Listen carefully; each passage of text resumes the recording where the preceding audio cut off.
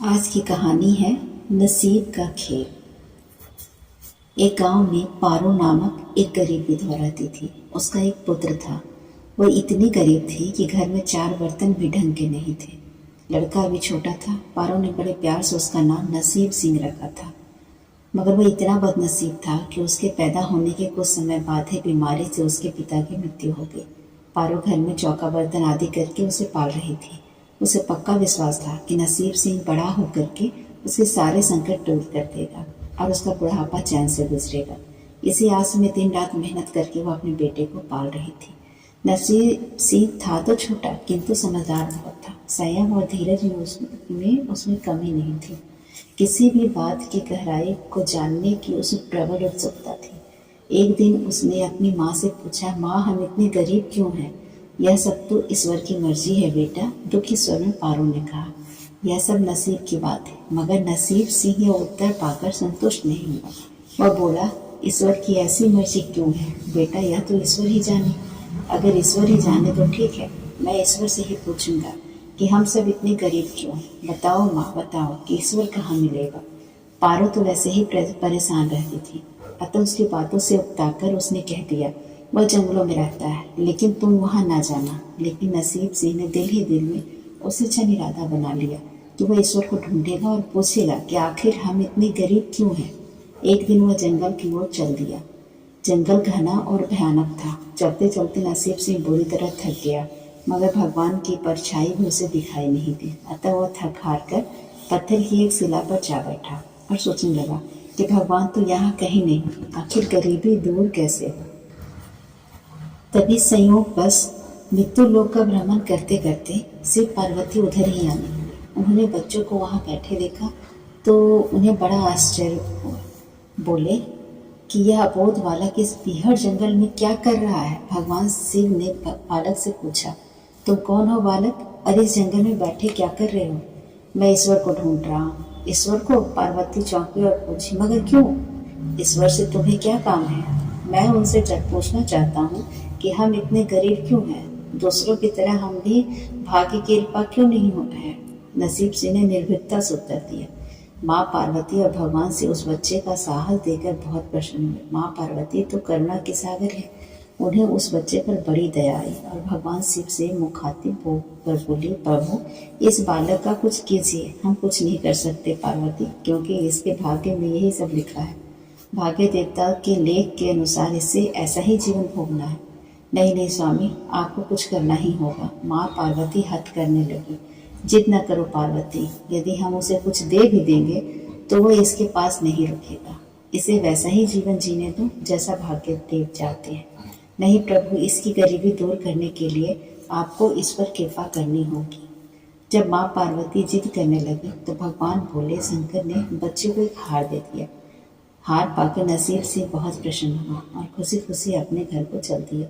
माँ पार्वती संतुष्ट थी कि उन्होंने एक अबोध बालक की मदद की और अब उसके दिन सुख से कटेंगे। लेकिन त्रिकालदर्शी भोले बाबा जानते थे कि यह हार उसके पास रहेगा नहीं।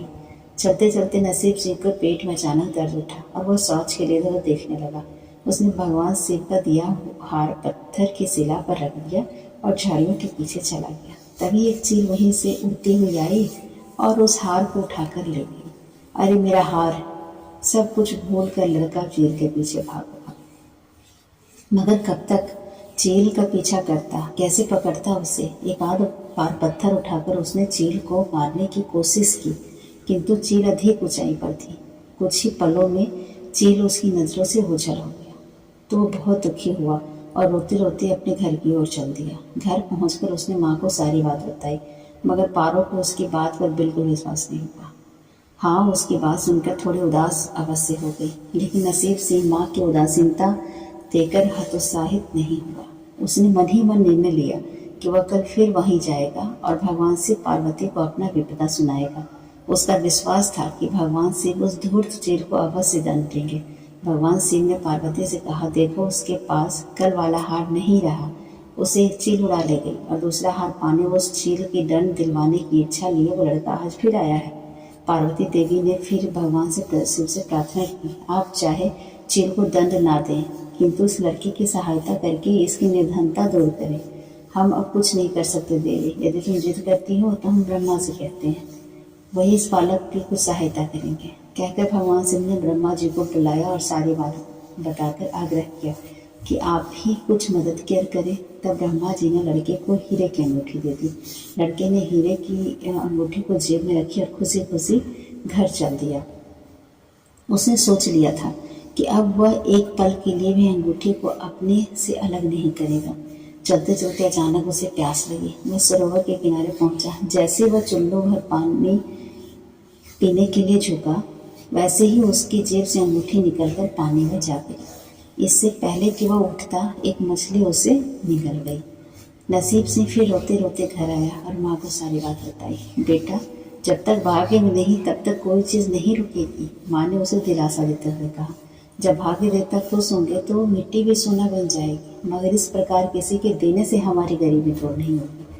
उसे समझाकर माँ अपने काम में लग गई, मगर नसीब सिंह भी हार मानने वाला नहीं था। उसने मन ही मन सोच लिया था कि वह कल फिर जाएगा। तीसरे दिन फिर वह जा पहुंचा। शिव पार्वती उसका यह साहस देख बहुत खुश हुए।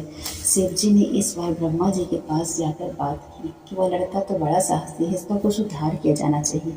तब ब्रह्मा जी ने सलाह दी, हमें भगवान श्री हरि के पास जाना चाहिए, वही इसका कोई हल बताएंगे। अतः श्री हरि के पास पहुंचे। पूरी बात सुनकर भगवान विष्णु ने नसीब सिंह को कुछ हीरे दिए। हीरे पाकर वो बहुत खुश हुआ और इस बार बिना कहीं रुके उसने सीधे अपने घर जाने का निश्चय किया, क्योंकि 2 बार उसकी चीज़ें खो चुकी थी। जब वो घर पहुंचा तो माँ घर पर नहीं थी। अतः नसीब सिंह ने हीरे एक लोटे में रखकर कोने में छिपा दिए और माँ को ढूंढने निकल पड़ा।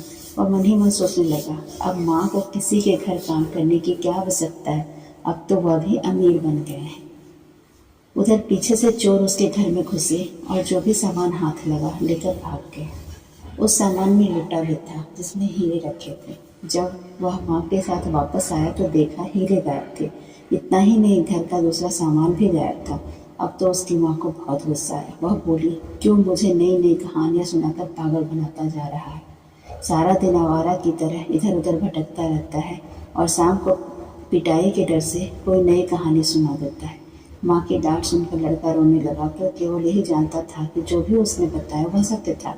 डांट खाकर लड़के की हिम्मत और बढ़ गई और अगले दिन वह फिर उसी स्थान पर जा पहुंचा। भगवान भोले शंकर सोचने लगे कि इस पर इतनी मुसीबतें पड़ी लेकिन इसने हिम्मत नहीं हारी। इससे वह बहुत प्रसन्न हुए और भाग्य देवी के पास जाकर बोले, यह लड़का बहुत ही साहसी है और हिम्मत और धीरज वाला भी है। ऐसा व्यक्ति अभागा नहीं हो सकता, इसे कुछ दे दो। आज्ञा पाकर भाग्य की देवी ने नसीब सिंह को सोने की एक सिक्का दे दिया। सिक्का लेकर नसीब सिंह खुशी खुशी अपने घर को चल दिया। जब उसने घर जाकर वह सिक्का अपनी माँ को दिया तो उसकी माँ बहुत खुश हुई। अब क्योंकि वो उन पर भाग्य देवी की कृपा हो गई थी, अतः सारे काम अपने ही आप शुभ होने लगे। दूसरे दिन एक मछली वाला उसके गांव में मछली बेचने आया तो लड़के ने वही सिक्का देकर मछली खरीद ली। उसकी माँ मछली का पेट चिरा तो अंगूठी निकली जो ब्रह्मदेव ने उसे दी थी और जो उसकी जेब से तालाब में गिर गई थी। माँ ने अंगूठी संभाल कर रख ली और नसीब सिंह से बोली, जा बेटा जंगल से थोड़ी लकड़ियाँ लेकर, आज घर में ईंधन बिल्कुल नहीं है। लड़का कुल्हाड़ी लेकर जंगल की ओर चल दिया। वहाँ जाकर जिस पेड़ पर लकड़ी काटने के लिए चढ़ा वहाँ उसी चील का घोंसला था जो उसका हार उठा ले गई थी। लड़के ने देखा कि चील कहीं आसपास नहीं थी। नसीब सिंह ने अपना हार उठा लिया और जो भी थोड़ी लकड़ियाँ पेड़ के आसपास पड़ी थी वही उठाकर घर की ओर चल दिया। माँ हार पाकर बहुत खुश हुई। अब तो देखते ही देखते उनके दिन बदल गए थे। घर में किसी चीज़ की अभाव नहीं रहा। फिर ईश्वर की कुछ ऐसी करनी हुई कि जो चोर उनके घर हीरे चुरा कर ले गए थे उन्हें सपने में महादेव ने चेतावनी दी, जो हीरे उस लड़के के घर से चुरा कर लाए थे वे तुरंत वापस कर दो वरना तुम्हारा सर्वविनाश कर दूंगा। चोर उसी दिन हीरे उसके घर पर दे गए और अपनी गलती के लिए माफ़ी मांगी। इस प्रकार उस अभागे का भाग्य चमक उठा। अब उसके घर में किसी चीज़ की कमी ना थी और उनकी गरीबी सदा के लिए समाप्त हो गई। तो दोस्तों, ये थी आज की कहानी। कैसी लगी आप हमें कमेंट करके ज़रूर बताएं और लाइक और सब्सक्राइब करना ना भूलें। बहुत बहुत धन्यवाद।